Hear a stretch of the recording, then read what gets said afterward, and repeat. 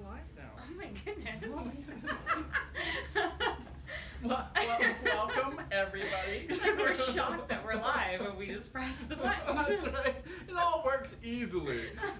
So, welcome back. I guess this is a follow-up on Monday. Mm-hmm. Kimberly's back joining me, and we're going to talk about shoes, and I guess a little bit extra, just because we can. Yeah, why not? Shoes and the extra. Shoes and the extra. So Monday's viewing went really well. There were lots of people that tuned in. Great feedback. Great feedback. Good orders coming in, I guess. Everyone's taking advantage. Hi to everyone waving. Everyone's taking advantage of the showstopper, the blockbuster, the $180 value for that shoe tree. Smart. Which is super amazing. Quite pleased with that. But you know, thought we'd pop back on a Wednesday and continue the little series of this. But I thought we'd talk about Parkwood Grand. Or Packwood Grand, Jesus. Honestly, like today, it just was the best thing that's happened to me all week. Well, other than Monday was awesome. But when you were like, we got our tickets, I was like, oh my gosh, guys, everything's opening. Like, here's something exciting. I was like, it's a social event of the season. And the ladies at work. The season, but it's like the whole year, though. I know, ladies at work, they were like, and I was so enthused. I genuinely was like, it's a social event of the season. I didn't get it. I went online. I was like, I've got to import a hat from every. Like, you need the Panama or the classic straw hats. Like, that has to be where it's at. Oh my gosh, I'm so excited. Like, we got a while to go, but we're gonna have some pretty awesome outfits. Yeah. You're gonna be making awesome suits. Yeah. It's super gonna be a pumped good about that. time. Actually, I looked at all of the inventory today. I was going through fabrics and I was like, what am I making for myself? Like, what is this going to look like? Because I just, you have to make something. You gotta be great. You gotta have to. I know. And then we'll have to figure me out. Yeah. Yeah. We'll make some phone calls. Do I go like fascinator? Do I go like fabulous, like large hat? Do I do something like chic and small? Interesting. Large. Always.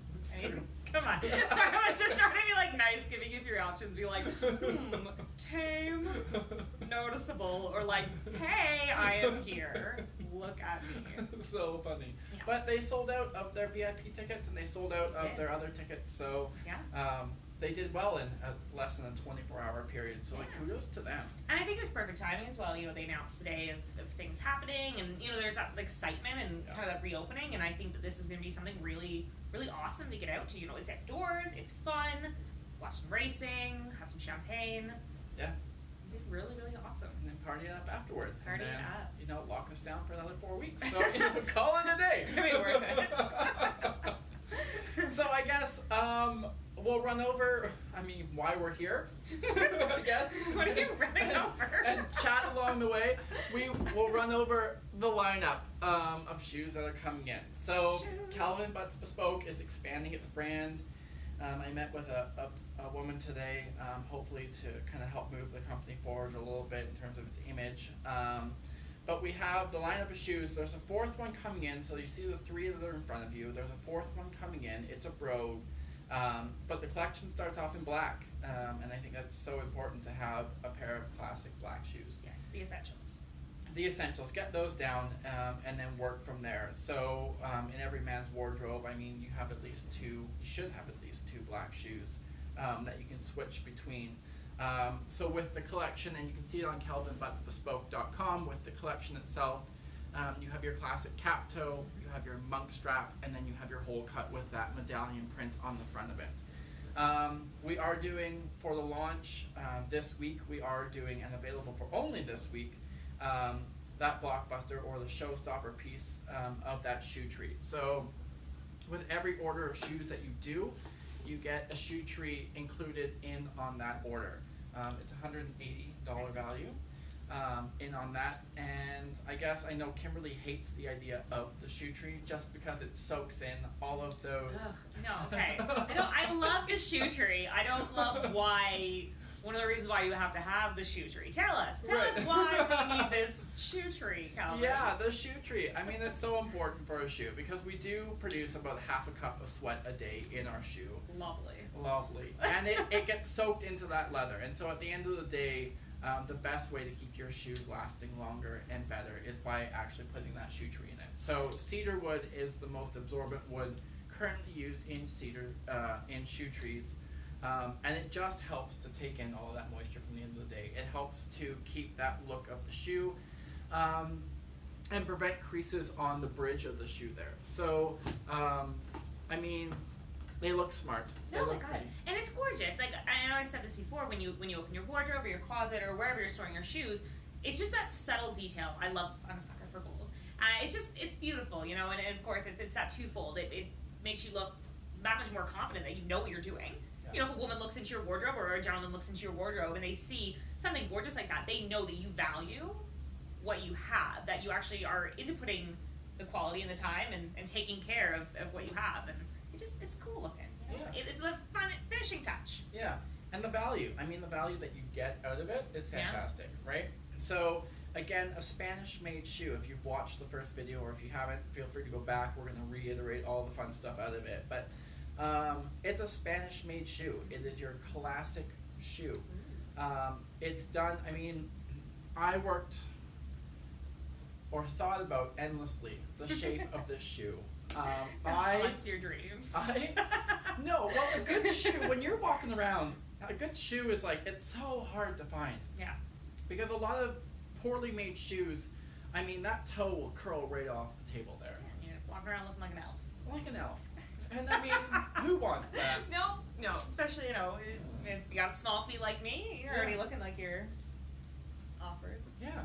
No, and I mean, a well-made shoe should just slightly lift off the table, and that's what these do. And I mean, they're beautiful. So, premium leathers is what they're made out of. Yeah. And I love it because it's also done with a leather bottom, but it's also done with a cork on the inside. So the cobbler himself goes in and applies that cork appropriately. And over time, as you walk in the shoe and as you wear it, that cork will warm to your foot and will kind of mold around to all of the pressure points in that foot to make it more comfortable. And there's nothing better than being able to walk throughout the day and not have your feet get sore. Exactly. And my favorite thing about these shoes, you know, that custom creation to it, and as it's molding to you, and literally the shoe becomes you. You are the shoe. It is your shoe, and it really it embraces every part of you, all your curves, all your pressure points, and it's just it's mind blowing. I never thought about that of the cork. I guess, you know, maybe I'm a little naive on how shoes have been made, or just never really put the thought into the process of my shoe. But knowing that there's that cork and that it's evenly distributed, so that every single part is going to be taken care of. It's like a hug for your feet. Yeah. Just no, hugging. and it is. I mean, little embrace. Your father wore these shoes. Your grandfather wore these shoes. I mean, it is a style that never goes out. No. Ever. They're essential. Like, it's a Hollywood shoe. Like, you wear them in everywhere. Like, and celebrities wear them in every movie, and it's just that polished look. Yes. There's nothing wrong with a handsome, polished shoe. Handsome. Yeah. No, I mean, I love them. And I was joking the other day. I did a little bit of a recap on our Monday live stream on Instagram. And I kind of giggled at the idea that, you know, I thought the cap toe shoe would kind of be like the leader of the pack. You know, just, you know, the classic style, and everyone would love it kind of thing. But it turns out it's not. And it turns out, no, it's wrong. Did not see that coming. Shocker. The monk strap, it turns out people view the monk strap more and people purchase the monk strap more. Which I'm like, all right, well, you know what? It's a confidence statement. Like, the monk strap, and we talked about this on Monday, just that a little bit of the versatility to it, and, you know, the reliability to it in your wardrobe. Yeah. But it's cool, it's sexy, it's giving you that extra pep in your step, saying, look at me, look what I'm doing. Right. But without being too ostentatious. Right, absolutely. And you know, it's not bold in any way where you have a flashy colored bottom sole, or, you know, the lining on the inside is too intense. Or a hectic logo. Absolutely. No, it's beautifully engraved on the heel there. It's got the CB signature on it, on the heel, which is quite nice. So it's very discreet, but at the same time, people know you're wearing a quality shoe, and I think that's important. Oh yeah. I mean, you can see that just looking at the leather. Like, you see that it's quality. And the same thing with a suit or a dress shirt. When people look at you, and you're wearing a finely tuned garment or a well-made garment, Yeah. they just have to look at you and they know. Yeah. Like, it's just one of those things where it's like that garment looks good, and it stands the test of time. Yeah. Like, Speaks volume. well worth it. It speaks before you do. Right. And, you know, I my little Instagram earlier where I said, you know, shoes speak louder than words. Yeah. The first thing someone will notice about you is your shoes. And, you know, when you add these to your wardrobe and you just add to your collection, just, you know, as that starter, refresh yourself, you know, clear out the closet, get a whole collection of new custom-made shoes. Right. That's going to set you on a great path. That's going to introduce your energy before you even do. And you can work into it. Like, it's not like you have to go out and blow your budget on a bunch of new stuff, custom clothing. That's not what we're saying here at all. I mean, people are going into their closets, and I have a lot of consultants and friends who go into clients' closets, and they go in and they edit. Oh, I love wardrobe editing. Oh my goodness, wardrobe building and like just evolving what you have is so fun. And I was even talking about it with a woman today, talking about the idea that, you know, people have an idea of what they think they look like versus what they actually look like. Yeah. And having a tailor come in or a person come in and go, that's not quite what you're presenting to the world, but here's how we get you to that. And I think these are a great first start. Yes. You know, wearing that classic shoe in a black and just starting to present yourself in a way that's a little bit more to what you want it to be, right?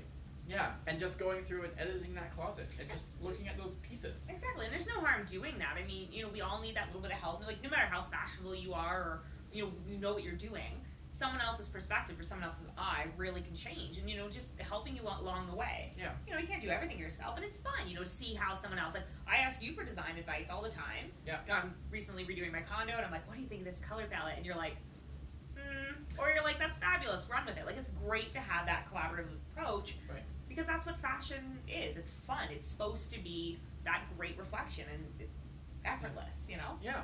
No. And again, that word, sprezzatura. Sprezzatura. Which I know you love.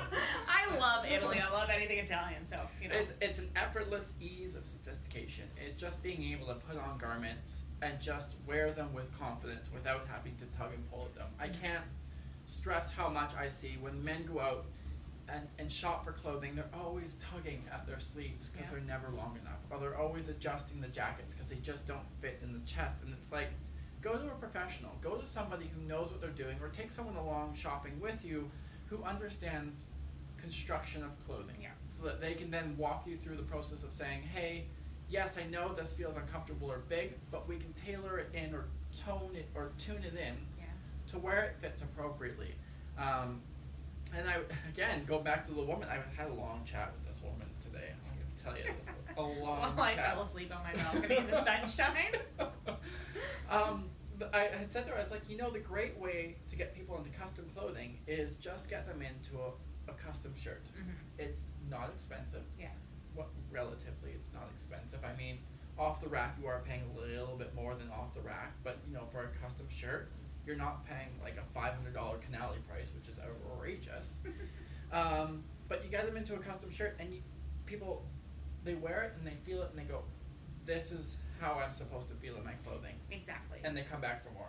Like, it's what hooks them. A lot of people, I think, don't realize it. They don't know that maybe, you know, the darks need to be in a different way, the sleeves need to be a certain length. Like, they just don't know. So once you teach them, or once they know, you're like, this should be the norm. And Calgary length. Let me tell you, Calgarians like their things long. Like, if I see one more triple rolled cuff on a dress slack, I'm gonna lose it.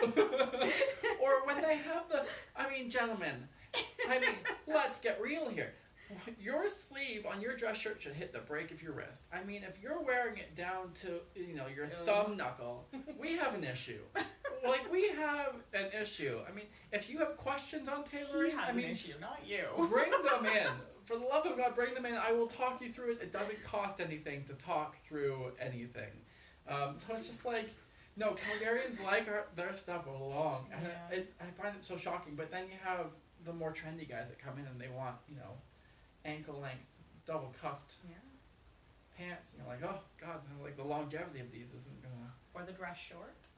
Or I know your favorite dress short, as it were, which is becoming popular amongst the retail community. Yes. I think maybe more the idea, just a visual of like a gentleman strolling down Stephen in a pair of like navy dress shorts and like shoes that don't actually work, and then like a jacket with it. He's like, "Hey guys, we're going for beers." Like it's just a very weird image in my head. Right. And we spoke about this before, where I think again it just brings it back to like learning and how you're supposed to style it, and with the right shoe. Like it's just it's an evolution, and I need to accept it. I don't know why it's the man's legs. Maybe we've just been in isolation too long that I'm like, ooh, a man's legs? What? A little more risque, a It's little bit risque. more of an erogenous zone for you. Yes, it's like the sexy ankles. You know, when just like when you just see that little graze of the ankle. Yeah. Yeah. I mean, if you're going to do a short, if you're going to do it, you're going to do it with a casual shoe anyway, right? Yes. You're not going to do it with a more... Please do it. Yeah. Please. For the love of God. No show sock and a casual shoe. Yes. Like casual dress shoe. Like, let's just get that out of the way. Like, not like the knee highs that Prince George wears. Like, really, like, bring it up. Like, elevate this. That's right.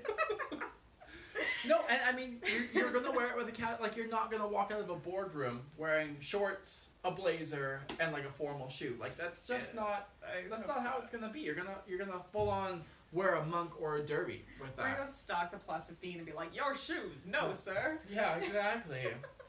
Set up a little patio kiosk. season now that it's opening again. We'll just sit at patio season and be like, your shoes, sir. No. That's right. Get a little shoe shine going for these guys. But yeah, no, I just, it's so, I mean, going back to quality, it's just so important to have a good quality shoe. Yeah. I think. Because we do spend a lot of our time on our feet. And it's, you know, if you're going home at the end of the night and you're putting up your feet and you're watching Netflix and it's 5:45, we have an issue. Yeah. Like, you know, you should be going out, you know, turning on that Tinder and just start swiping. Just hit up a date, a walking date, put on some nice shoes and get out there. Exactly. You know, present yourself properly. Well, I mean, when you really think about it, we spend half our time on our feet and half the time in bed. Right. So those are the two places you should invest your money. Right. Shoes and a mattress. Yeah. I don't make mattresses, but when I do, I'll let you know. But I can outfit you in a good pair of shoes. And again, I mean, going back to the shoe treat, I mean, good quality shoes, take care of it. Like I was saying before in the first video, the founder of Hermes, and I'm a huge fan of Hermes, and let me tell you why. Please tell me why. Nobody asked. Nobody asked, but please let me tell you why. Listen, I mean, in terms of luxury brands, Hermes is kind of up there for me because they are a family-owned company and they aren't, you know, they're not under that Louis Vuitton umbrella, the LVMH umbrella. Yes. They are still a family-owned company, and I met a saddle maker over in Spruce Meadows because they flew him in. Fancy guy, they flew him in. Michel? Michael? Michael. Some French guy. No, he was a saddle maker, and he spent, I may get this wrong or vice versa, but I think he spent 15 years making saddles before they allowed him to go into handbags.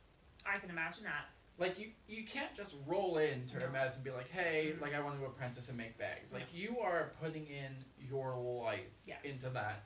And that's what I appreciate about it. And every one of their scarves that they do or ties that they do, everything's hand done. But their scarves have such a story behind it. Like, it's just so over the top luxury that you're like, yeah, I will pay this price because it has this great story to it.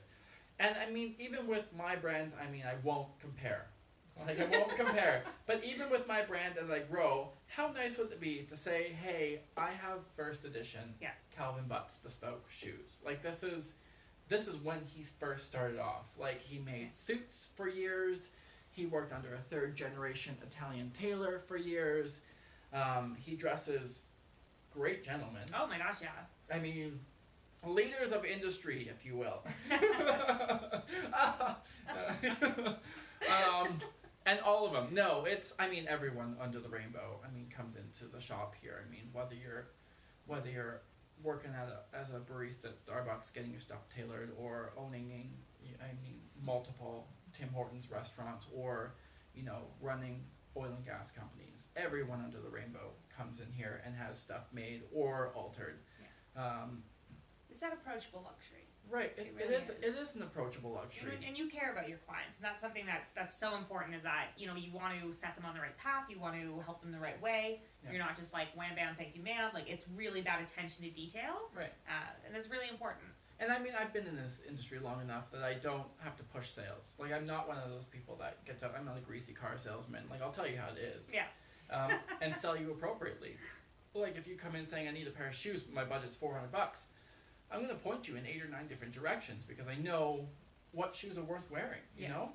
And if you're going to save up for a shoe, great. Like, let me show you a shoe worth wearing.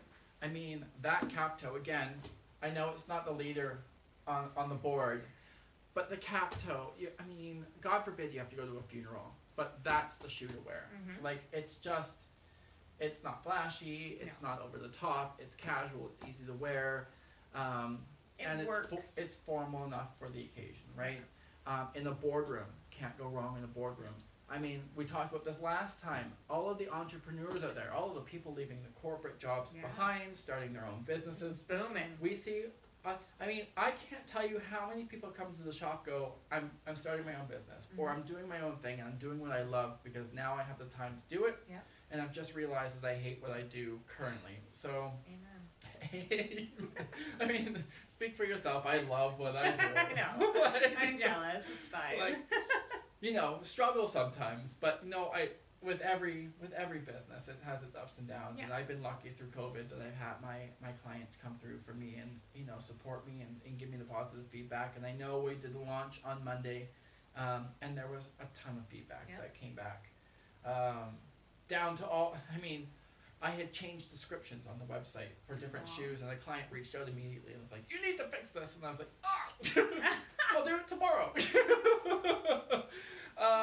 But no, it was a great time. I mean, I loved our Monday session. Monday was fantastic. Yeah. It's they're just such beautiful shoes, and I said it before, but we've known each other since 2007. A while. We've come a long way. A while. I mean, we went to college together, Kimberly and I. She was a year younger than me. Yeah. I mean, look at me. I'm 100. No.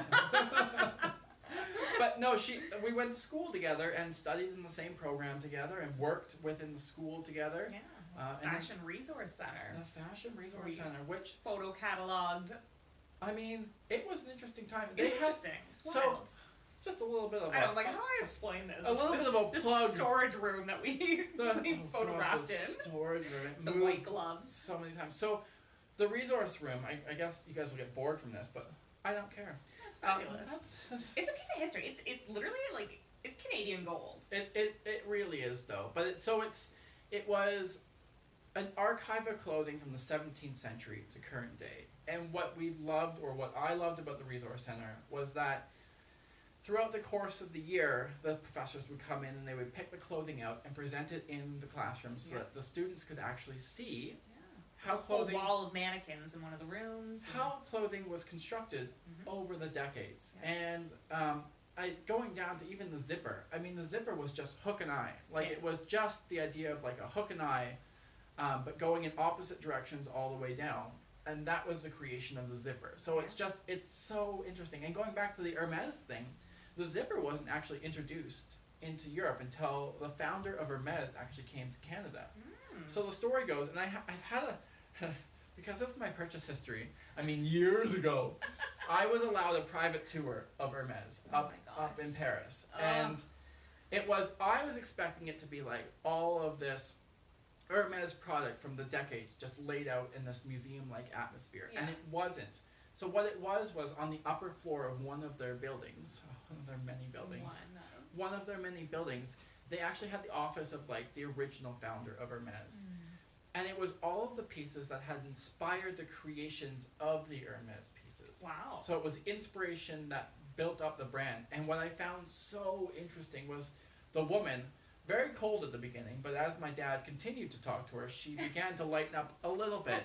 She started to go off and ramble about these stories. And so she had opened a window and she had pointed to the sill around the window, and she goes, you see these holes over here? And my dad's like, yeah. She goes, well, those were bullet holes from Germany, from the Germans during the Nazis. And she said, if it wasn't for the Canadians at the last minute, we would have lost the battle here in Paris, in this area. So Canada. causing the crumble of like a major like holding spot for Yeah. the war. And I was like, that's really interesting because the Germans tried so hard. From what I was told, the Germans tried so hard to prove that Hermes was founded by the Jewish Okay. in order to take over Hermes as a company. I get you. Yeah, which I found so cool. So anyway, going back to the zipper, the founder of Hermes had come to Canada and was being driven around in a convertible. But the convertible at the time was a piece of fabric that zipped around, and it started to rain while they were there. And the driver got out to take out the top and zip it around. And the founder was like, what? What is this? What is this sorcery? Yeah, what are you doing? And so he actually brought it back to Europe and introduced it into an Hermes bag. Wow. And that's when the zipper hit Europe, and he made it a thing. So, I mean, another reason why I'm such an Hermes fan, and I always pull inspiration from them and continue to buy from them just because they are, I mean, they are the luxury to go towards, to buy, you know. Correct me if I'm wrong. I'm pretty sure I remember from school that zippers, like, adding zippers onto products is one of the biggest industries here in Canada. Like, worldwide, Canada installs, that's totally the wrong word, but like, I have no idea. We had one class where it was like, it's like the... You have one class! No, it was like the travel of a garment where it was like, the fabric's created in this one country, then it's sewn in this country, then it's sent to this country. No, Canada was buttons. Canada was buttons.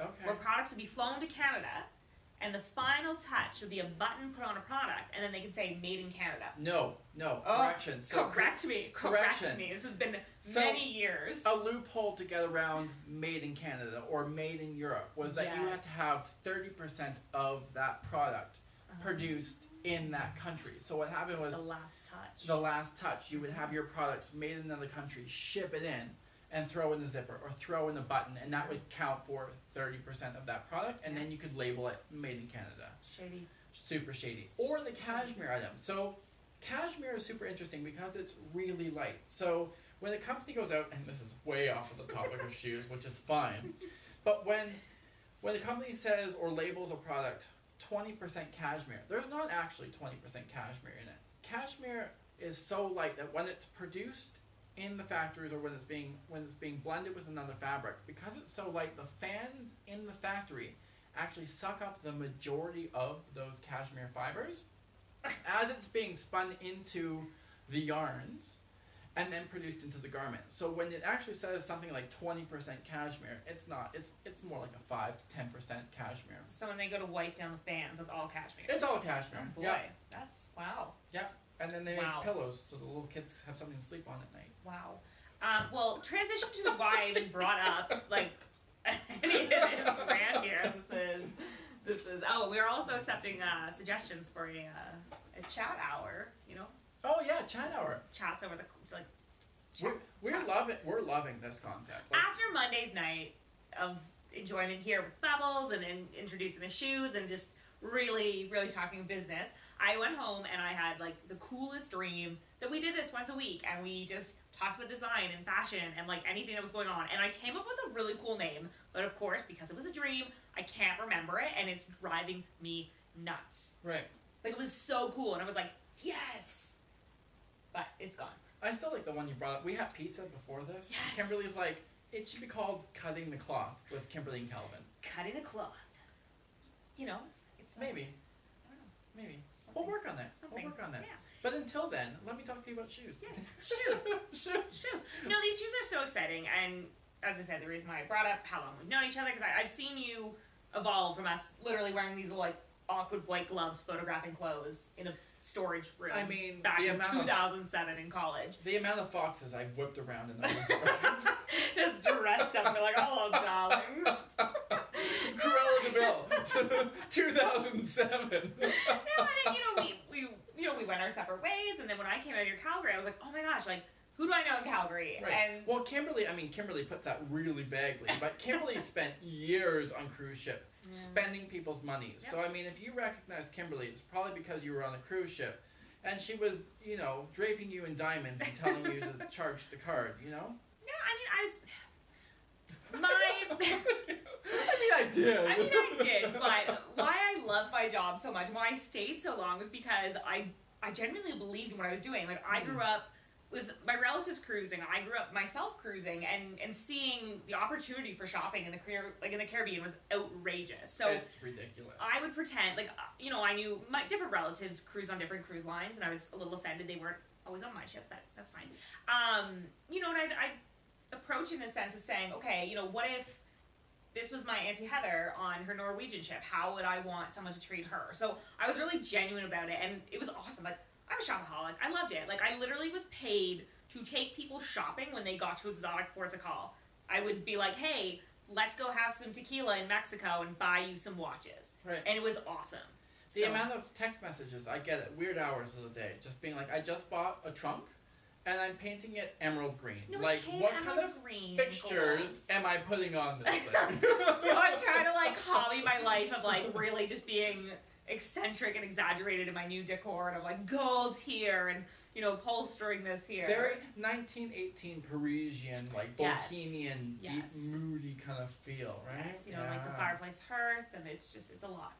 Yeah. But it's cool, though. You know, we reconnected. We're birthday twins, so we are birthday twins. You know, we reconnected when I moved out here to Calgary, and you just, you know, even seeing your evolution of your company over the past few years, and when you were like, I'm doing shoes, I was like, that's awesome. Like, to see your growth. Bedroom socks. Oh my god, bedroom socks. Okay, sexy bedroom socks need to be a thing. Okay. Eventually, it's like a stroll down Italian socks are coming soon. Yes. But they're not quite there yet. But they are going to be.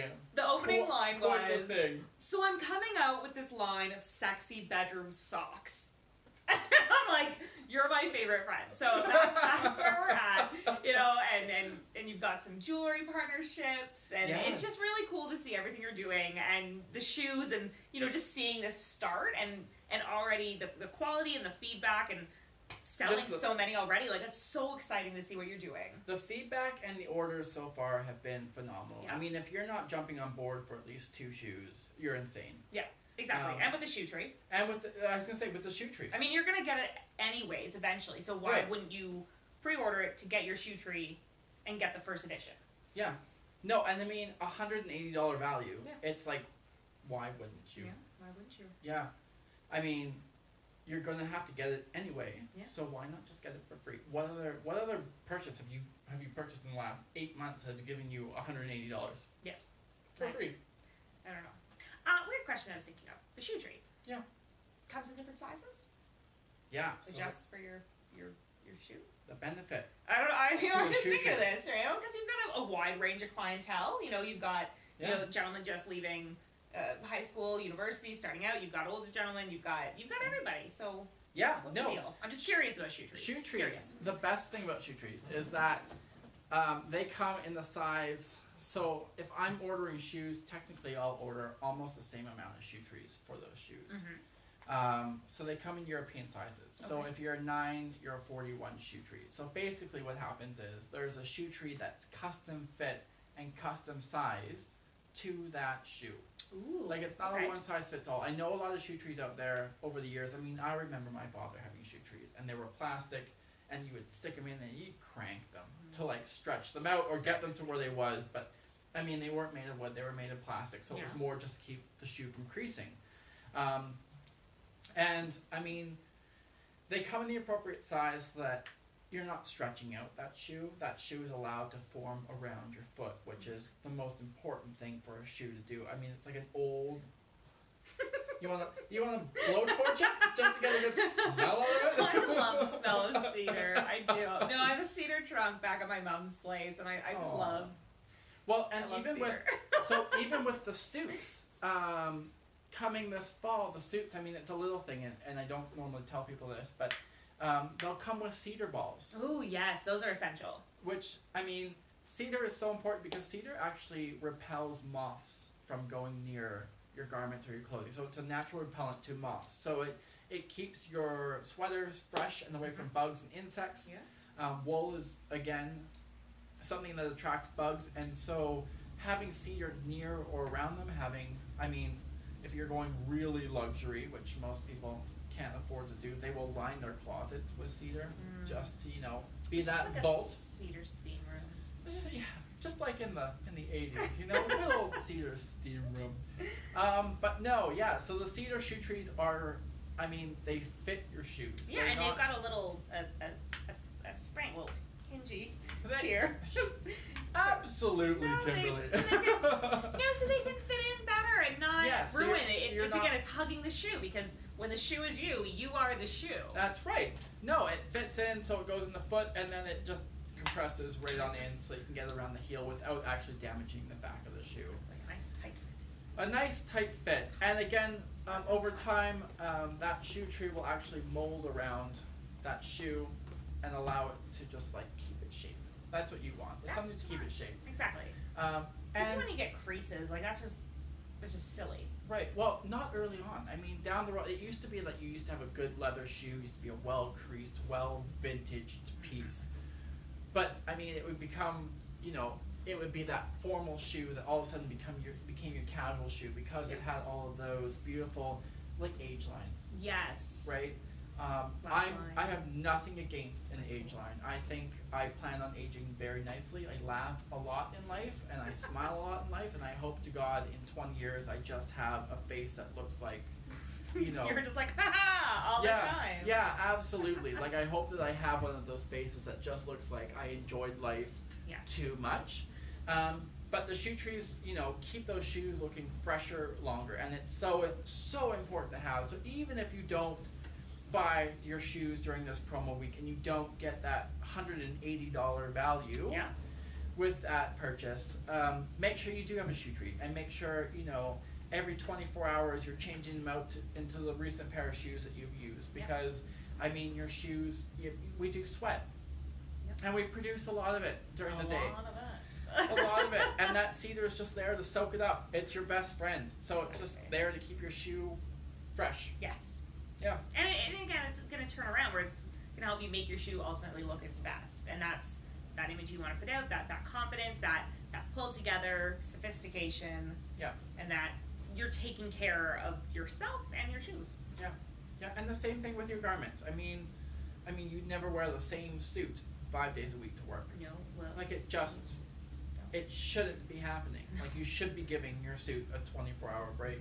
Yeah. And I tell most clients, do not dry clean. Stay away from dry cleaning the most you can. If you must, go in, take your pants in and say, can you press my pants? Yeah. So that they have a nice crisp crease. Oof. There's nothing wrong with a good crisp Nice. crease. Yeah, no, I think that's that. If you can't do it at home, or if you want to come in, for a little bit of money, I'll crease your pants for you. Full service. Full service, yeah. And going back to the shoes, God, I'll jump around 100 times here. It's Wednesday. It is Wednesday. We just ate a pizza. I don't know what's going on.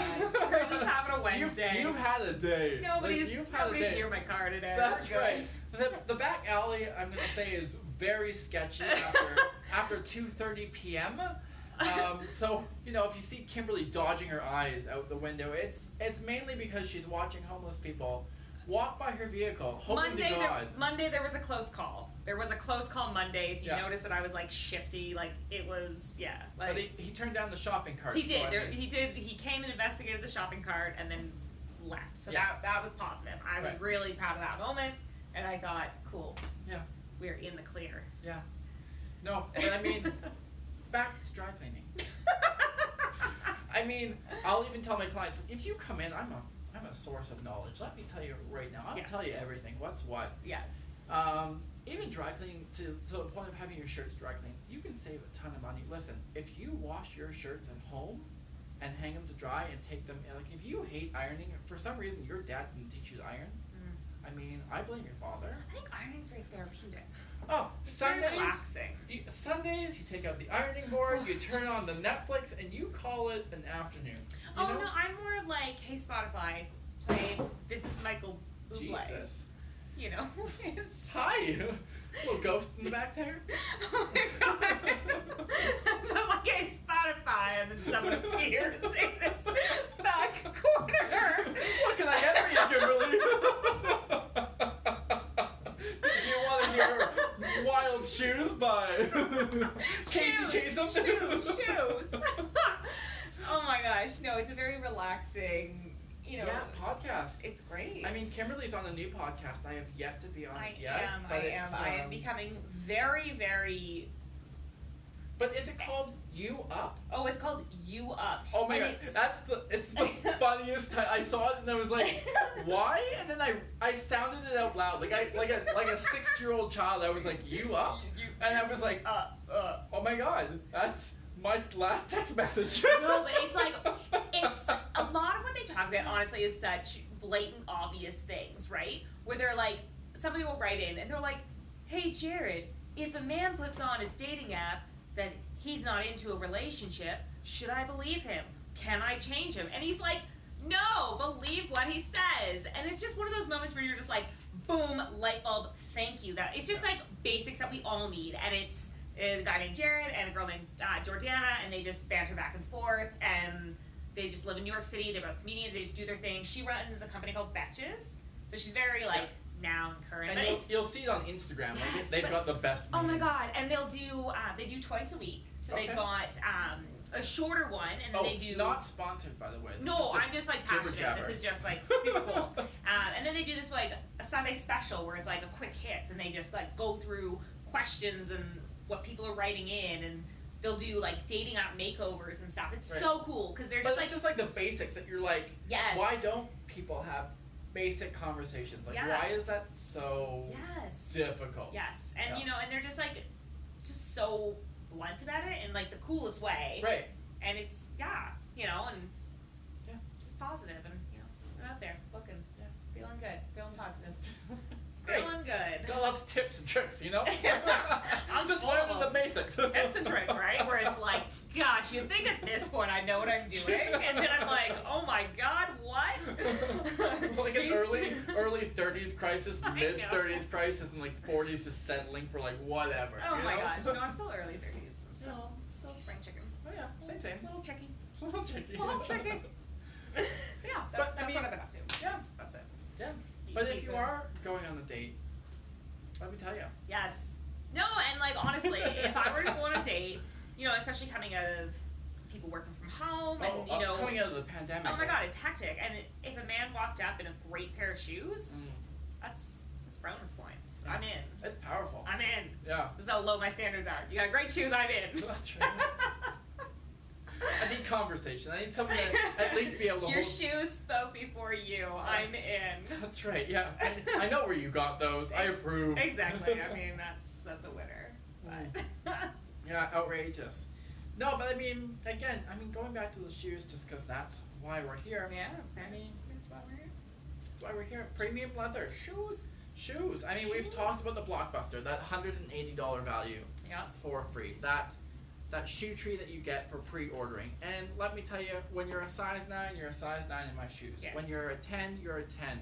And even if you need to change them down the road, the shoes are all, I have shoes coming in irregardless of whether or not you order or not. So if you come in and say, hey, I got the 9s in, they're too tight, I need a 9.5. No problem, we'll switch them out. What if he wanted a different color? Oh, that's a very good question. Yes. I would say go somewhere else. No, I wouldn't. No, absolutely not. So you'd say, sit down, let's chat. Yes, I would. Yes. Yes, I would. Yes. Sit down, let's chat. My name is Calvin. How can I help you? It's like we're playing that game that you do in improv. You're like, yes, but. And you can't every retail associate, is this available? Yes, but not your color, your size, or your style. So how can I find you something completely different?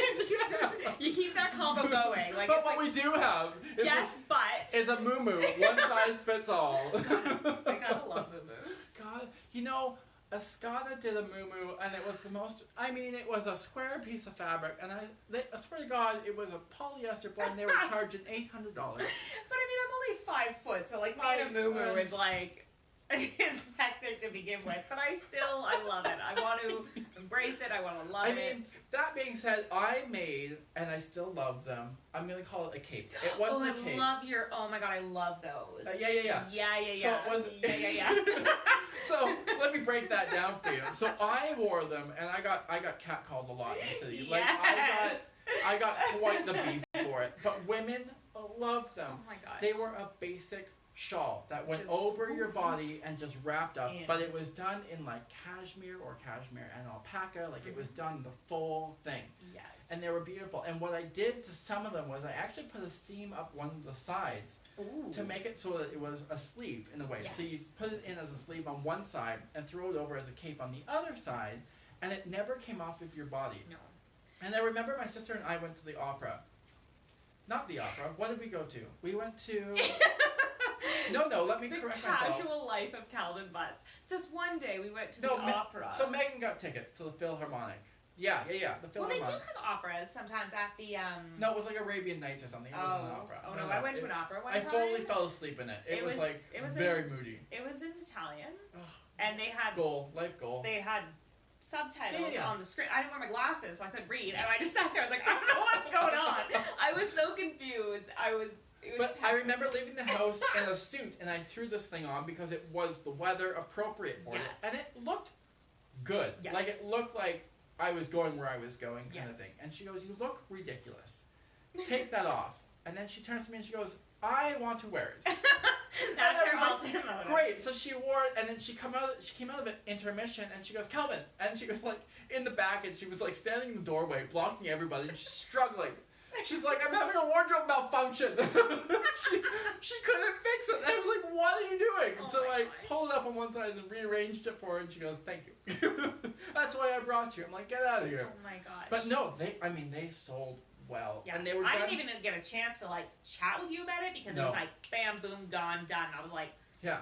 No, and they were done, Okay. and they were done in a herringbone, and what I loved it, so it was an alpaca blend. Not to rant or anything, but it was an alpaca blend, and it was done in like this really, really light purple, and there was a vibrant red, and like this pumpkin orange, and like a white and really light gray combo, and they were just so exquisite. I remember the gray sold out in Europe, and they were like, "You can't get it anymore." yeah. And then the red went, and I was like, "Okay, well, I mean, it's a matter of time." So I mean, I just canceled the line itself, but. I have done them in a blue cashmere, which has been, it has quite the sheen to it. Like they looked good, and they were perfect for the office. Like you just threw them on and wrapped them, like it was just, and your hands were free for the keyboard, like it just made sense. And if you're walking through the plus 15s, you don't have to take your jacket. Exactly. Or a jacket, it's just your cape. I mean, if it was a traditional cape, then like sometimes you risk it like falling off your shoulders or it's Right. not fitting right. Like you've got that versatility of like one arm in, toss it, go, looking gorgeous. Well, even then they were cut narrow on the neckline, so they Yes. didn't fall off of your shoulders like every other one did. Yeah. No, they're good. Fun segue. When you said they're made of alpacas. Yeah. Did you know Little when side note. alpacas give birth, it's called unpacking? Stop it. Are you being facetious? No, like I'm actually being serious. I like to watch a show called The Yorkshire Vet. Okay. And they do it with a lot of alpacas. But this is the thing, and they're like, "Oh, the alpacas are unpacking," and I'm like, "That is the best thing ever." Oh. It's so cute. Alpacas are gorgeous. You know, people can rent them and bring them to their weddings. I was not aware of this. Yes. fact. Can you imagine like a gorgeous like Calvin Butts Bespoke suit, Stop it. and then like he's got the alpaca, and then I'm like, we're bringing an alpaca in here. Just walking you down the aisle. Just a nice No, little people alpaca. rent them, and they bring them for like their photo shoots, and they do That's crazy. Yes. So It's actually an alpaca in the back there that I brought. Oh, perfect. I love it. Named Alexa. On the It's alpaca, not fun. don't say that because every device in the room will turn on if you mention that name.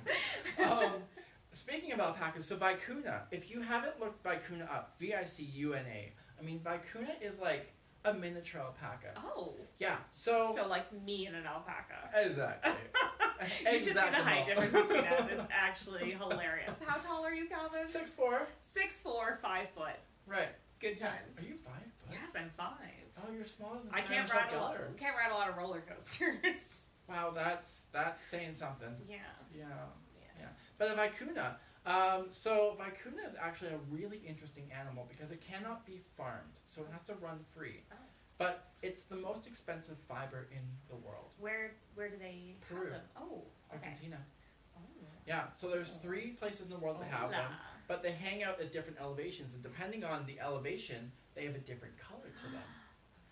But the thing with vicuna is because you can only comb it or harvest their hair, so they're not they are a protected animal, so they are not harmed in any way. Like if you see the videos, I mean, they're on the ground just being like massaged Kind for of their like the hair. Wagyu beef. Sure, only the animal's still alive, and you know it lives. But anyway, not important.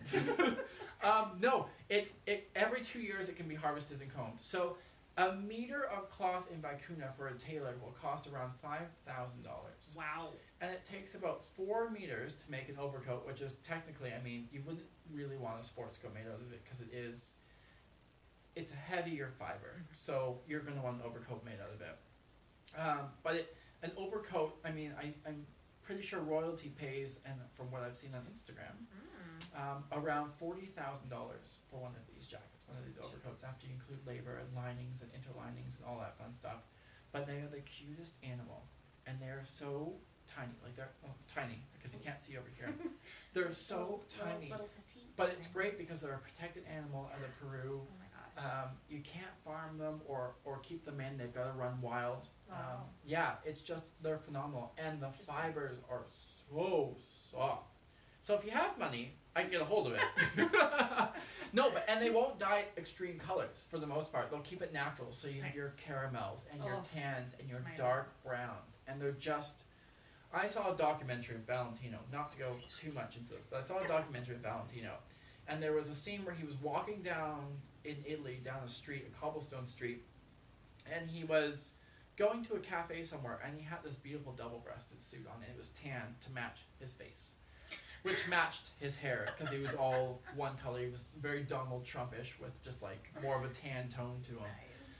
But he had this overcoat thrown over his shoulders in just an off color from his suit, and I thought, that's the man who I want to be. Yeah. Like that's the level of beauty I want to be. And I joked with the woman I met with today, again, the marketing woman, or the woman that I hope down the road may rebrand the company. We'll see. I said, you know, I don't want to be famous, and I don't want to grow the brand too much. I want to be known in Calgary. I don't want, you know, not that I wouldn't anyway, but, you know, paparazzi clicking pictures and wanting to take selfies and all the rest of it. Like, I don't want that, but I would like to be recognized. I would like to be able to walk down the street, and for people across the street to be walking past me and nudge their friend and go, do you know who that is? Yeah. Like, do you know who that is? And in Calgary, like, there's plenty of people, like, I'll be out and I'll be like, oh, that's that stylist, that's the designer, that's, you know, Calgary is a great city where... It's interesting, and even with TV production.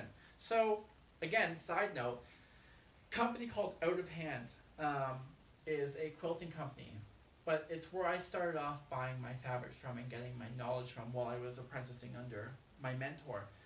And the woman has just recently sold it, and congrats to her. Like, she's been wanting it forever, and her story is phenomenal. So if you ever want to know her story, come in and I'll tell you to you, because it's just mind-blowing and inspirational and tear-jerking at the same time. Like, it's just one of those wholesome stories that you're like, good for her, good for making a company for like last 25 years and selling it for like decent money. Nice. But it's recently been bought out. But it was in her time, a lot of TV and production companies would actually come to Canada and film in our Rockies. Of course, we all know our Rockies are huge for filming. Yeah. And she would supply a lot of them with their fabric for the costumes and whatnot. So it's just, you know, there are those people in town that you kind of go, hey, do you know who that is? Yeah.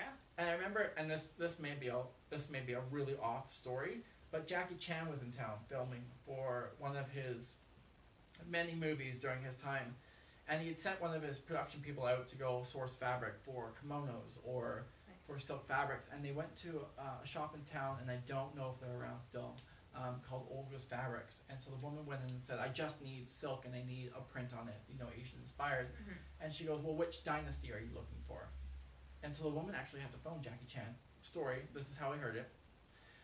She's like, let me phone Jackie Chan. And Jackie Chan actually came to the store and said, I want to know more from you. Yes. Like, what can you sell me from this dynasty and this era, and what's going to make sense? And I thought that was so freaking cool. Yeah, it's knowing your product, it's knowing, you know, knowing what your customers want. And, you know, it's, again, a testament to you that with your clients, you know that with their great suit, they need that shoe, they need that sock, they need, you know, it's that that full circle, that you are their go-to person. Yeah. And you know me, oh my god, anytime I talk about you, or like, you know, regardless of what it's about, I'm always like, so my designer friend Calvin, who owns this bespoke tailoring company here in Calgary, like, you are not just, oh, Calvin, you are my designer friend Calvin, and, and it's great, and I'm so proud of you, what you do, and it's really, really, it's really impressive to see the quality and the dedication you bring into the Calgary market, and of course, I know you have clients all over Canada, and this is not just here in Calgary, your shoes. Yes, and the States. I'm so proud of that. Yes. Like, I'm international. You're international. Bi-coastal. It's great. No, and it's really, really impressive because, you know, unfortunately, nowadays, you know, some people, they want to take the shortcut, or they don't have, you know, they're just out for themselves. I mean, if you're taking the shortcut, I don't know how you're interpreting that, but if you're taking the shortcut and you can't afford it, that's I'm an entrepreneur. I get budgets. Like, I full on understand the idea of, like, I don't have the monies right now, but I'm putting some away for later. Yeah, no, like, no. Let me tell you the footprint into the cryptocurrency market right now, my friends. Like, you know, when there isn't that attention to detail, or someone just, they're lazy about it because they just want to rush it out and be done with it. You really take your time. Yeah. And it shows. It really shows in the value of what you do, and having that solid business. And it's the trust. And I had this conversation earlier again with this woman. What a busy day you had. It's Wednesday. been a talkative day, let me tell you. Yes. No, and I said to her, I was like, listen, she asked me about women's wear. I was like, I can do women's wear, but it takes more time. Yeah. So women, I find, are very impatient in terms of, like, they want something now, and they want it to fit. Guilty. Like, they want it in a bag, and they want to be able to walk it out that store. And with anything bespoke, it takes time. So good story. It takes time. So yes, women's wear is doable, but, like, patience is needed. I did a speech at a club, and I was talking to a woman who had said, you know, we lived in Europe for a while, and we went to Savile Row, and we were having a suit made, and she was used to the luxury level of the Chanels and the Hermeses of the world, where you get champagne and you get wined and dined. And we were talking about the experience of going to a tailor, and my mentor, and working with my mentor. I said, you know, working with a tailor is very different than working in luxury retail, because you go into a tailor, he pulls out a bolt of fabric and says, you want that fabric? I sell you that fabric. What are your measurements? He measures you up, said, you know, single-breasted peak lapel, double notch, side vent, call it a day. And the woman was like, what? Like, what? I need dinner first. Come on, baby. Yeah, exactly. Like, she's like, where's my coffee? You know, kind of thing. Like, where's the romance of it? But, I mean, the whole point of it is just, like, that kind of is the romance of it. You go in, you build a relationship with that tailor, and he gets to know you and goes, okay, yes, you've had 3 blue blazers, let me get you this blue suit. Like, you like blue? I'll get you a blue suit, but I'll make it different than, and, like, the whole idea of just going into a man's shop and just shopping like a man, rather than having all of the fluff, and not that there's anything wrong with that. I'm all for, you know, being served a good cup of cappuccino and sitting down and talking about styles and working through it. But if you have to spend 4 hours a session and get through 3 sessions, like 3 different days, to choose a fabric, you're doing something wrong. And it's that trust level as well, where, you know, someone can walk in and say to you, this is the event, this is what I need, and they put it in your hands, and you deliver. And that's what I love about clients that have purchased with me before, or clients who have purchased from tailors before. Here's my event, charge my card. Yeah. And you craft them something, and they go, damn. And when you're putting your name on it, like, you're not messing around. No. Like, no. I recently finished with a client doing a suit for a wedding, and it was one of those things where, you know, a little bit more curvy than the average person. And we did the first fitting, and I go, okay, we've got to do some tweaking. So we tweaked the first one. She left. She came back for a second fitting and said, okay, we've got to take in the jacket a little bit more. And you could see her trust level, like, wavering. She was like, oh, God, and I got a text later on that day saying, you know, I think X, Y, and Z, and we really have to do this. And I was like, okay, that's fine. Yeah, we can address all those matters.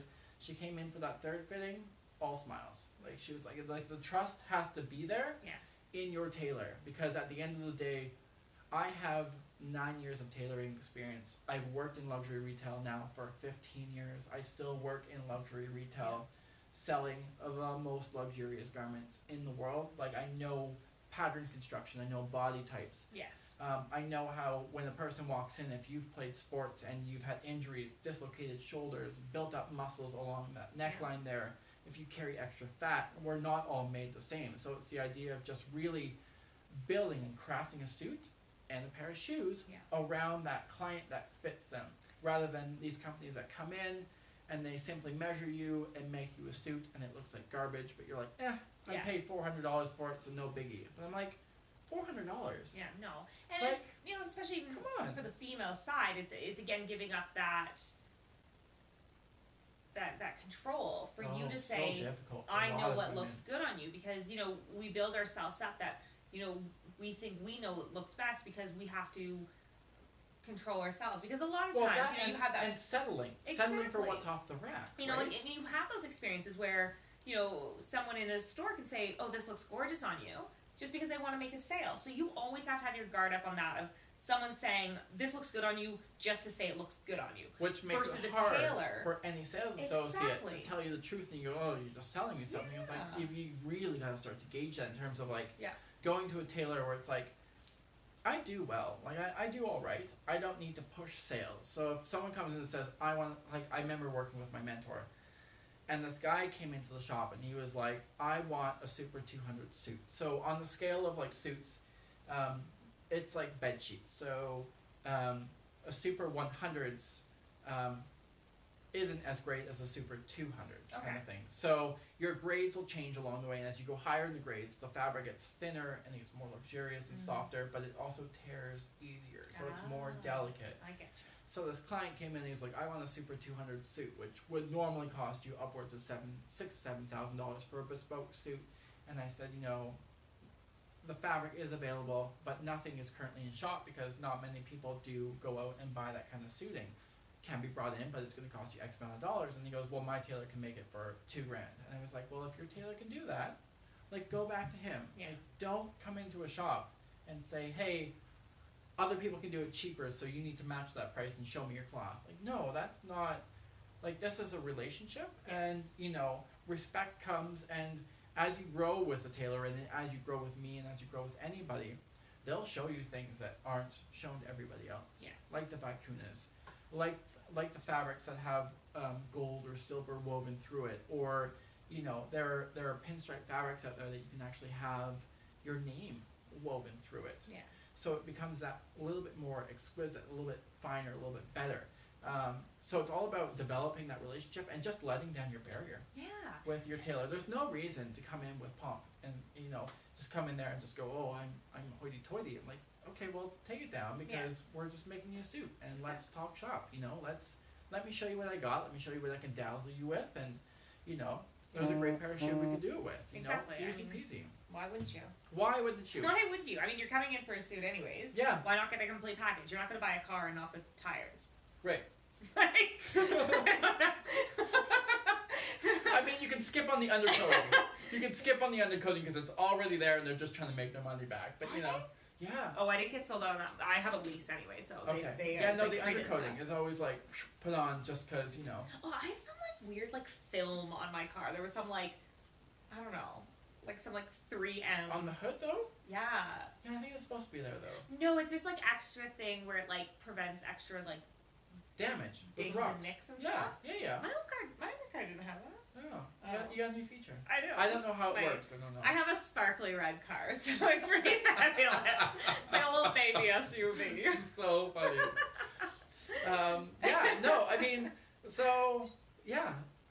Shoes. Great shoes. Shoes. We'll reiterate before we leave for the day, but Shoes. shoe trees. So with your purchase and pre-order of shoes, they are true to size. So if you're buying a shoe and you're a 10, you're buying a 10. Like, that's how it works. Buy two. I'm going to say buy two, and these shoes will last you 10, 15 years. Yeah. The shoe trees will come included in it. It's $180 value for each shoe you purchase. So 2 shoes, 2 shoe trees. I mean, savings just adds up. Like, what other company is giving you free shoe trees with your shoes currently? I mean, coming out of COVID, when people are going out and, you know, getting jobs and starting new ventures and going out meeting clients and investors and all the rest of it, you want to look your best, and that's where these come in. Going on dates, absolutely. And as we're talking about this, yes, Kimberly had asked earlier if they come in other colors. Wow. That's the tangent we went on. Yes, we can sit down and go through other colors. So currently the line comes in black. There will be 4 shoes eventually. So you have your hole cut and with the medallion on it. You have your cap toe. You have your monk strap. There's also the brogue coming in. It is not here yet. It is coming in. Don't you worry. But down the road, it's also going to come in 3 different shades of brown, which I really love. The dark cocoa brown, there's going to be a sallow brown, and then I believe a caramel, as well as an ox blood. That's going to be so exciting. Like, this is going to become really cool. Yeah. No, the ox blood I'm super pumped for, because not many men wear ox blood, but with grays and blues, let me tell you, it is. I love a great blue suit. But like, I love a great blue suit. I was going through Laura Piana's cloth today. Not to plug Laura Piana, because the best fabric in the world comes from Laura Piana in terms of cashmere. They have this blue, and it's a deep sea blue. It's like a shadow blue, but it's got such an electric vibe to it, where it's just like, it's striking. Wow. Like, you would, if you had a blue blazer made from like a gold button on that, in that suit jacket, sport jacket. Do you wear a lot of blue jackets? You know, I had back in the day. I don't wear a lot of jackets because of my stature. I was just thinking of the color of your eyes. You know, like, would you go for a blue jacket because your blue eyes? Like, how's that? Advice for the gentleman out there. Advice for the gentleman out there. Blue eyes. No, so if I were to do a blue jacket, it would be probably a lighter blue, just so that my eyes popped a little bit more. Yes. But there's nothing wrong with a blue blazer. I love And flannel. Let me tell you, flannel is so underappreciated, and especially in a city where our temperatures are typically on the cooler side or cooler side. Flannel, let me tell you right now, it's like wearing pajamas. It is like wearing pajamas all year long, and doing it in an 8 to a 9 ounce weight, like an all-season weight, it comes in a bazillion different colors. And it's kind of like the perfect transition from everyone going from loungewear at home, working at home, to now transitioning out. Like, if you still have that same level of comfort 100% and feeling fantastic in what you're wearing. Yeah. No, I like that. No, but good for something. Flannel, like I was gifted to me, and I won't go into the story because it's not a positive story, but there was a gentleman who passed away, and a personal trainer of my father's was invited over to the estate to go through the closet and pick clothing that was appropriate to them, and I ended up through the ranks. I ended up getting a pair of flannel pants years ago. And I don't know why I have never loved flannel more than those flannel. Like, they were like a Samuelson pant. Like, they were a Canadian-made pant from a Canadian company. Nice. But then I started to go through my collections, and I was like, I have a full book on flannel. I was like, I don't know why I don't have every color in my freaking wardrobe. Yeah. Like the turquoise. They have turquoise. And flannel's funny because it's not woven. Flannel's shrunken. Like, it's wool shrunk. Like, it's not knitted in any way. Yeah. Or woven. So it's shrunk. And you can put many different colors into flannel. So the flannel always has a depth to it. Okay. Like we were talking before with, on Monday, Dormay, the cloth company Dormay. They take several different colors and they dye the fibers individually. Yes. And then they take those fibers and they'll take a color range of like 7 colors or whatever it is. And they will actually spin it together and then weave the fabric. So that fabric has more depth to it. And it's just, in person, is so striking. Like, up close photography for if you're doing weddings, again, segue. If you're doing weddings or getting married and you can't find the tweed you want, because there's always that one wedding couple that comes in during wedding season and they bring the same Pinterest photo. Oh my gosh. And it's always like this turquoise herringbone jacket with this guy, and it's a close-up of him wearing a flower. And they're like, I want this tweed. And you're like, okay, that photo was taken 13 years ago. But let me show you what's currently on the market. But so this company is like, they do a similar thing where you have such a depth, and it's not tweed, so it's lighter and it's more adaptable because people don't actually realize how heavy tweed is. Yes. Oh my gosh. I did a full presentation on it over at the Gentlemen's Club here in town. This would on be so Tweed. great. Like talking. We need a name. We need a name. We'll get to it. We need a name. We'll If anyone wants to see a weekly version of this, we'll take the rod down. We'll put up a brainstorming wall and we'll just talk go. Send us your ideas. Yes, we can talk fashion. We can talk fabric. We can because I think a lot of people don't actually understand. Even like clients or someone coming to you, they don't even understand like how maybe a fabric is made or what the difference is between like something that's woven or shrunken. Like I think that's something so cool. And maybe I'm just a nerd in the fashion industry, and I'm like. Well, that just feeling things. I'm like the hand of this. I'm like feel this. Well, that's just it. I mean, a lot of clients travel. Yes. Like if they're not going to Greece for their 4-month vacations oh my God, I miss Greece. Going to Europe to do conferences and traveling and all that fun stuff, they always want something that travels easily and doesn't wrinkle and the benefits to that. And there are cloths out there, and you're all sweating. Cloths out there where you can they are travelable. Yeah. And there are certain ways of dealing with them where they don't wrinkle nearly as much as other cloths. I got a new book in, and I don't know if it's called Caspian or Casper, but it was, and I was reading the description on it, and I found it quite interesting because it was the old way of doing textiles before we started to blend or use technology to adapt textiles. Okay. So it's an older fabric, and I'm actually doing for Packwood, doing a pair of pants from the book. Oh my gosh. Because they hold a crease, but they don't wrinkle. Yes. So when we're sitting in a car for 45 minutes driving out to the middle of nowhere, my pants will look crisp on that red carpet. I'm not gonna be like steaming you out of the back of my car.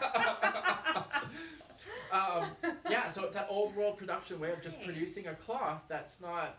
I mean, the more you play with it in a way, and the more you blend it in a way, it almost becomes more delicate. So you see when guys sit at a desk for a while and they stand up and their crotch is like Wrinkle Town. I don't look so or women like Crinkle Town. Like it's just full on. Yeah. Like you've just had a sweat fest down there, and this fabric. There you go. This fabric is one of those fabrics that you can sit in for hours and stand up and it will look put together. Yeah. Like it's just not, and especially with the Chinese and the blended fabrics, not to harp on the Chinese at all, but the blended fabrics and the fabrics that are produced overseas that are meant to, you kick a fabric. In the drug world they say kick. I don't know if that's still a thing. I don't understand. You kick some drugs. You blend it. You blend it with other things to bring down the price of it. Oh, so okay. the cashmere will be kicked with something else in order to bring down the price, but it still has cashmere in it. You get yeah. Okay. So I think like your new book, what you're making your pants for Packwood brand out of, it's like really bringing it back to basics, right? Oh yeah. And I think that's so important. And that's the whole thing about. I mean, the shoes. Yeah. Why we are here today is bringing it back to basics. Wow. How nice was that transition? Yeah. No. There was nothing wrong with the traditional way of doing fabrics. No. We've come a long way in terms of fit and construction, and I think that's important. Yeah. We've come a long way in terms of buttons. A lot of gentlemen will ask for horn buttons in garments, and I will often say, let's lean away from it if you dry clean a lot because they will crack. Yes. They will break. If you want to pay $300 worth of buttons for every new set of buttons you get, that's fine. But let's look at an alternative to a horn. Nothing wrong with mother of pearl. I'm all for a dark mother of pearl button. I love a good mother of pearl. Yeah. Especially in a dress shirt. I think that's quite unique. Subtle detail that's sexy. That's just there. Yeah. Yeah. No, but that classic shoe, that classic detail. I mean, that's so important to have in every shoe and in every garment. You have just having those basics and just layering on top of it. I mean, I have this conversation with a bunch of people, and it's all about, again, going into that wardrobe, paring it down to what is essential for that client. Yes. And then adding those seasonal pieces down the road to say, hey, I want a couple of new sweaters, and not to go back to Laurel Piana or anything, but and again, not sponsored at all. It's sponsored by anybody. They're known for baby cashmere, that is their thing. So on goats, between when they're born and a year old, they can be combed once under their belly for their little tiny fibers. Oh my gosh. And they love it. They get tickled. I always say they're being tickled. But it results in a baby cat. It's a smaller fiber, and it's really quite thin in itself, but it's longer. And it is the softest thing. And Loro Piana makes, for men, for women a lot of things, but for men especially, their Gerocolo, their sweaters. A baby cashmere, if you have not had a baby cashmere sweater on your body, I mean, Holt Renfrew downtown at Loro Piana, I mean, you ask for it and they will present it to you. Like, you know, it is the most, I mean, for $2,000. It's like butter. It is like if it's you've like ever angels giving you a hug and just, that's right. You've never had something graze your nipples so softly. No, it's than baby cashmere. It's special. It's special. It's special. Yeah. But you know, it embraces you. Just like these shoes mold to your feet. You are the shoe. The impeccable craftsmanship, the quality. Like, there's no shortcuts made on these shoes. Like, these are there's really spectacular. not. I mean, even looking at and you can see them online at calvinbuttsbespoke.com. The twin needling that happens. It's on the toe caps. It's stunning. Like, it's sexy. Yeah.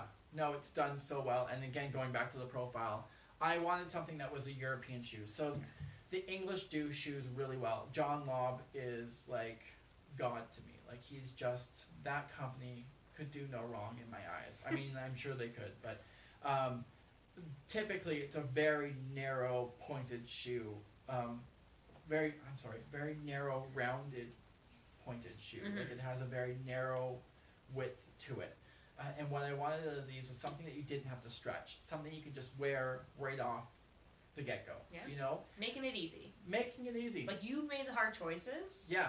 I've designed them. You just have to wear them. You just like, that's the way it is. Just order it, and it's here. Yeah. Like, it's not that hard. It's like literally easier than ordering a pizza. Yeah.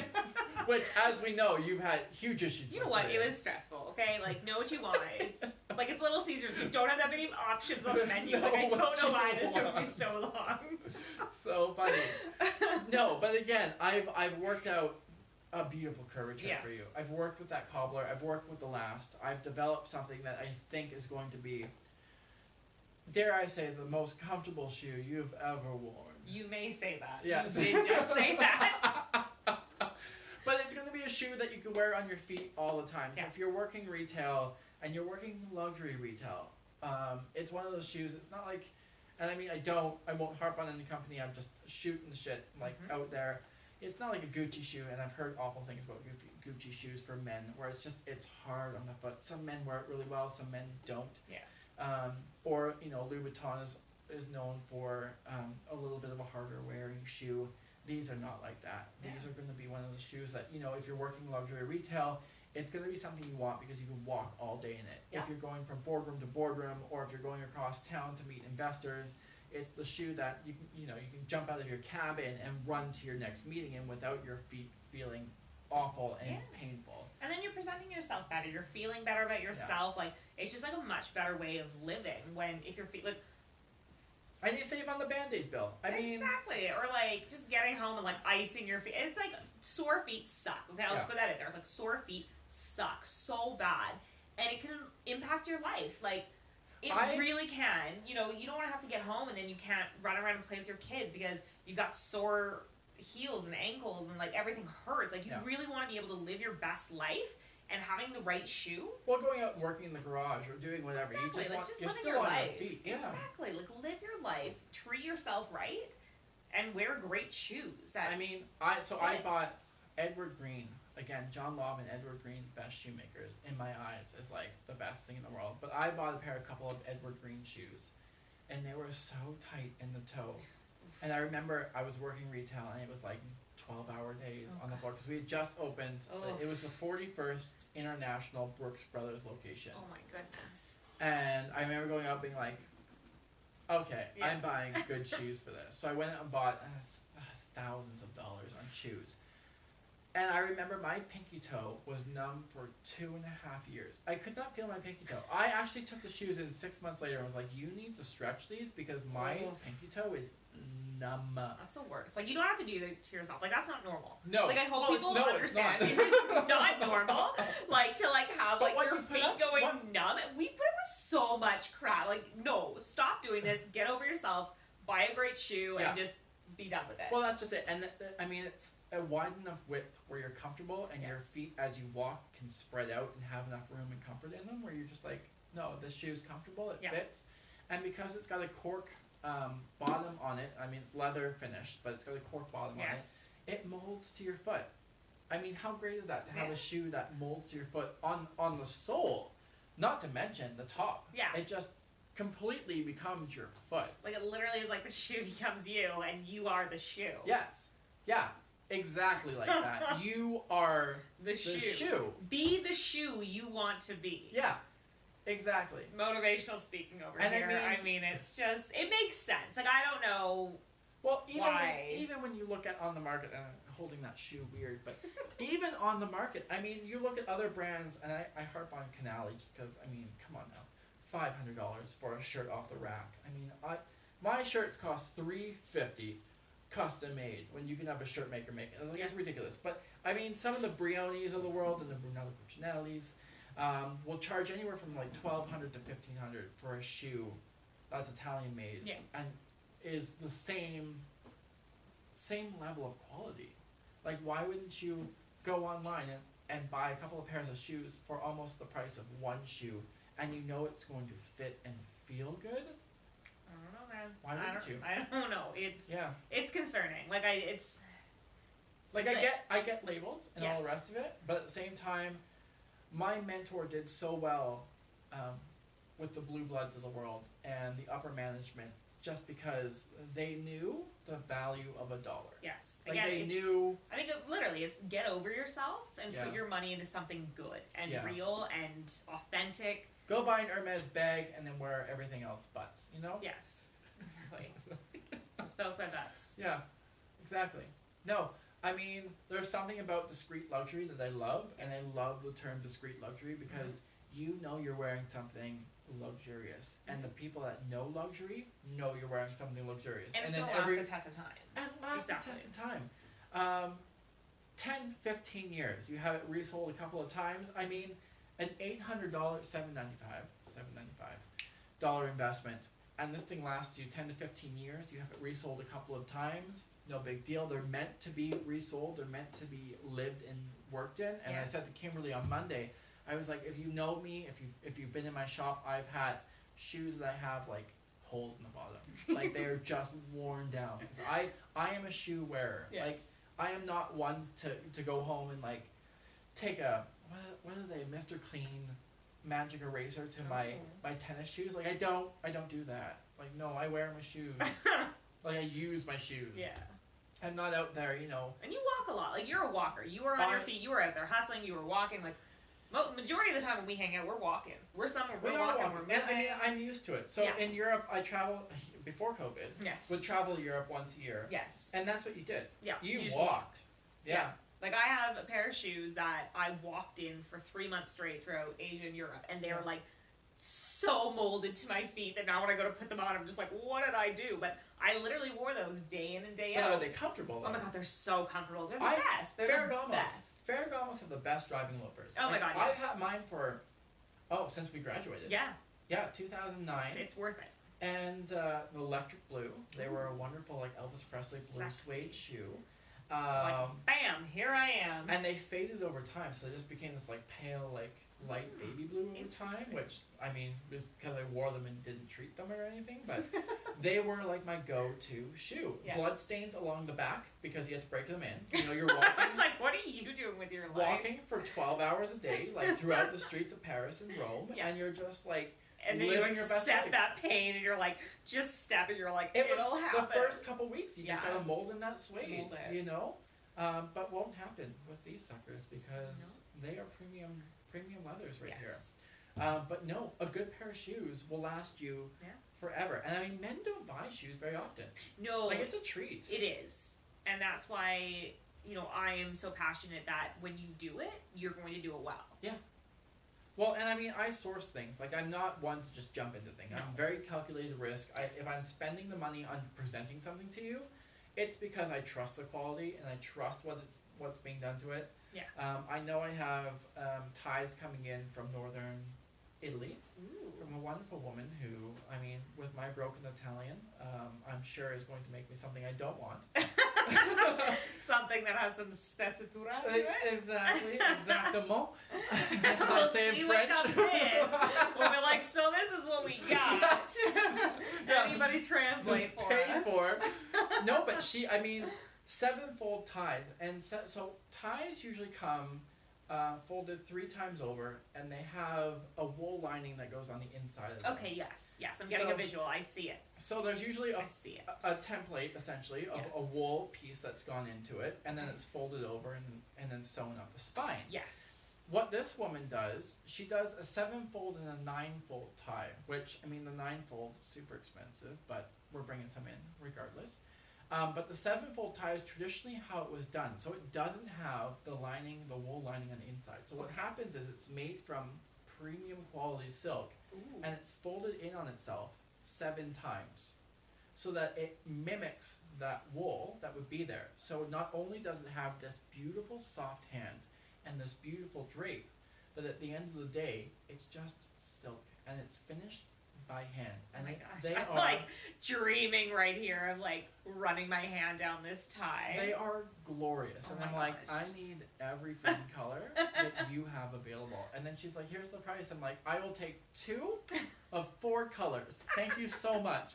No, but I mean, just finding these craftsmen that could just produce the stuff. I mean, it would be nice if Calgary had craftsmen like this, but unfortunately Canada is very young in its trade and its industry, where Yes. these things aren't just available to us. And so that's where social media really comes in terms of introducing us to things. Like, I know I follow a lot of tailors throughout Italy and even Japan. I can't tell you how many amazing tailors there are in Japan that have learned the trade and gone back to Japan and just like blown up. What's just like what the Japanese did with whiskey? What did they do with whiskey? Oh, Japanese whiskey is So good, by it's the way. massive, but no, they had gone, you know, to Scotland and they learned and they Yeah. brought it back and they adapted. They used traditional methods, but still with their precise skills. Like there's so precise. there's by the way. one Japanese whiskey company. I don't remember who it is. Nikita.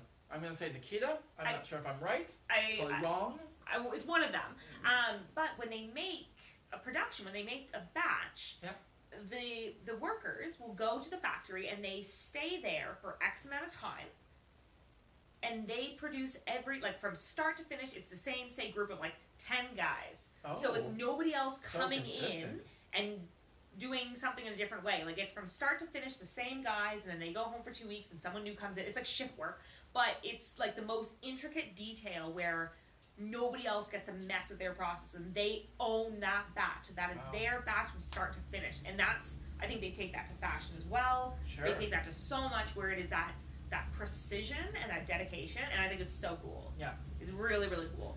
Well, just the uniqueness of it, right? Yeah. Like even in Korea, I have a friend, again, we went to college with her. I went to go visit her in Korea for a period of time, and just the fashions out there, and just they own their style. I love they it. just take control of it. Yeah. I wish we had more of it in Canada. Oh my You know, gosh. craftsmen that you can kind of lean on. I reached out to a couple of people for the sock thing. Yes. Didn't quite work out, so I'll go to the professionals in Italy and have that done and do the bedroom socks. The But sexy bedroom socks. I can't tell you how excited I am for that and the pocket squares. Oh my gosh, I love a great pocket square. I love a great But the pocket square. concept on these is just,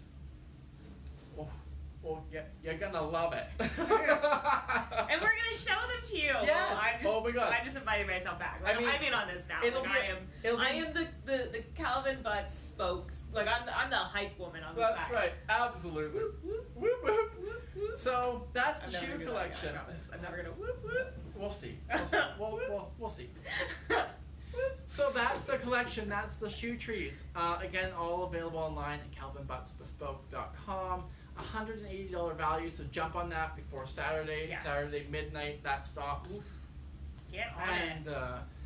after that, you're paying your own way for your shoe trees. That's it. I'm not supplying nothing for nobody. And I mean, again, premium quality. Yes.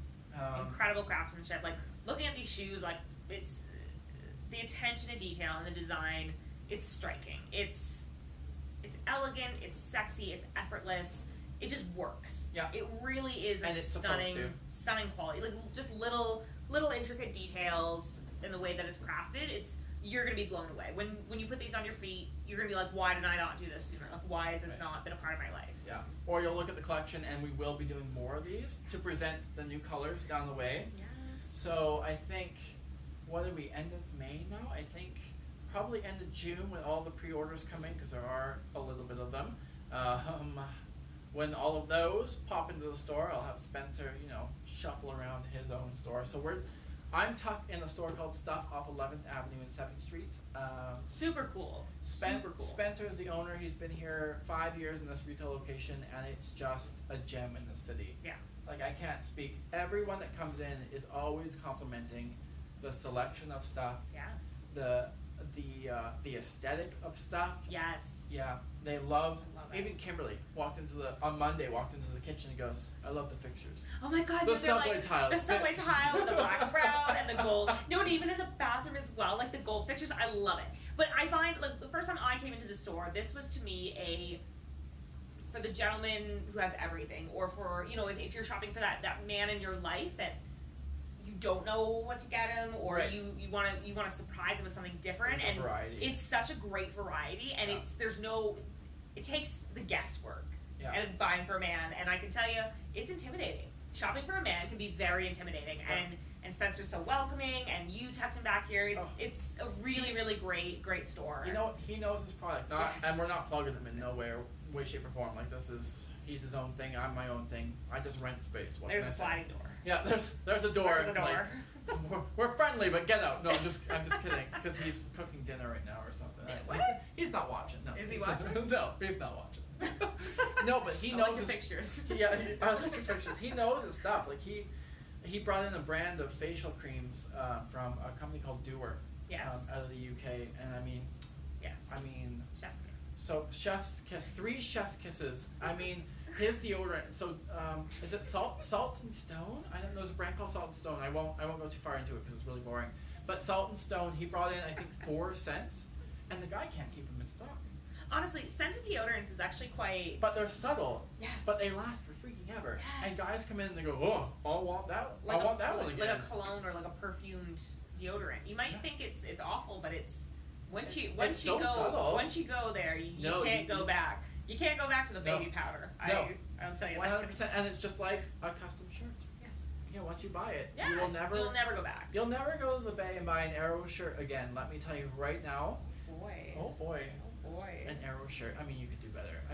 So Eton shirt. So if you're not going to buy a custom shirt, and I will plug Eton just because, my God, Eton is, I think, out of Switzerland. Oh my God, I thought for a second you were talking about like Eaton's, like the old store, and you were just trying to be fancy with the name. No, Eton is an actual company. Wow, I'm just gonna sit back there and enjoy those bubbles.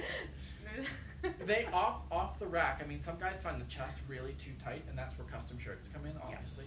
Yes. But they dip dye their fabric something like 32 times, and it is the most luxurious shirt. Like, even their wild prints, because I don't get too many wild prints. I know a lot of guys ask for, I want a wild printed shirt. I'm like, yes, that's a very distinct.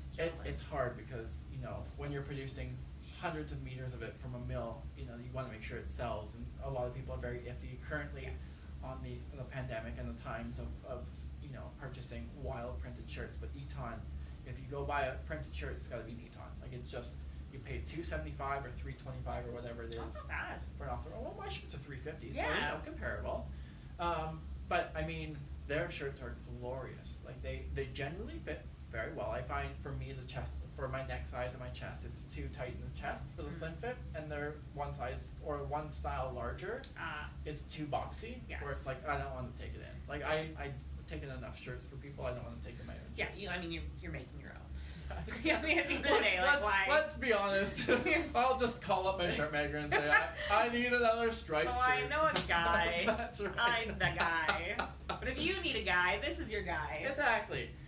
Even if it's just to come in and chat about style or directions on where you need to go, like, knock on my door. I'm fairly friendly once you say, hi, my name is. Yes. I'm usually happy to squint my eyes because you can't see me smile, so I'll squint my eyes at you and, say hi back. Yeah, and the head nod with the mask. Yeah, the head nod with mask, and just, ask questions away. I'm a wealth of knowledge. And yes, you are a gem to this city. Aw, thanks. You're definitely a gem to Calgary. And if you're not in Calgary, media? I'm on social media. Post Or a lot I of ship videos. across Canada. Yes. So if you like the shoes across Canada, I ship.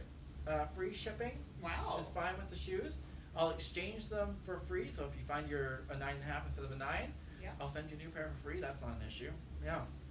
If you're an odd size of foot, Yes. an 8.5 on one, a 9 on the other, I'll make you an 8.5 and a 9. Special. Special treatment. And you know what? That's what it comes down to. It's that bespoke aspect. It's the confidence, and it's incredible. What I usually at parties, or what I say to people is that, you know, having a tailor is a unique thing. Being able to say, I'll just take it to my tailor, and he'll deal with it. I'll take it to my butcher, and he'll get me the best piece of meat. Yes. I'll take it to my shoemaker, and he'll fix up my shoes for me. Like, it's just, you have your team behind you. You have that roster put together. Yeah. It's like, you are not alone.